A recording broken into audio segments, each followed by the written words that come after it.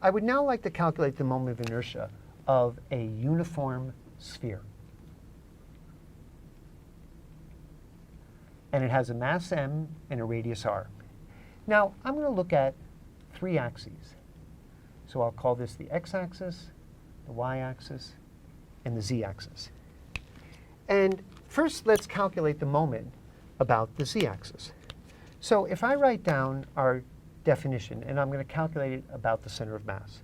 So the moment about the z-axis, how do we do that? Well, we take a mass element. Now, I have to be a little bit careful here, because if you think about what is our perp for this mass element, it's actually x squared plus y squared squared. So the distance here, because it's going in a circle, the radius of that circle is x squared plus y squared. So we have x squared plus y squared.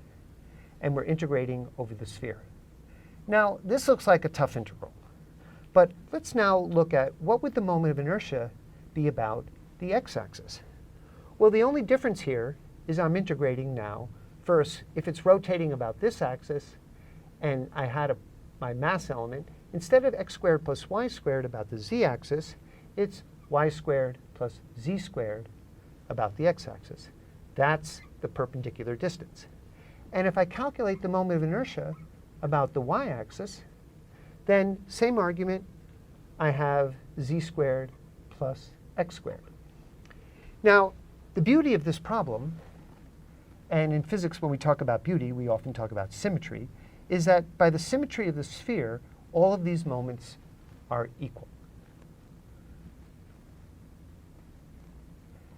And let's call that ICM. Now, if I add these three pieces together, what do I get? So if I add ICMZ plus ICMX plus ICMY, I get 3 times the moment about the center of the axis. Now, what happens when I add these 3 integrals? I get dm. If you'll notice, x squared appears twice, y squared appears twice, and z squared appears twice. So I get 2 times x squared plus y squared plus z squared. But x squared plus y squared plus z squared is the radius of a small sphere of thickness dr. And my mass element, now I have to integrate over the sphere. And so now our mass element, dm, is the volume density of this times the volume. Now, what is the volume density?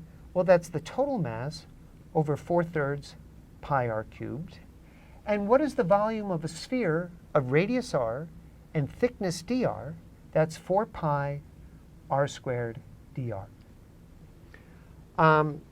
So if I put that into my expression, what I get, let's just get rid of the 4 pi's, and I get 3m over r cubed times r squared dr. And so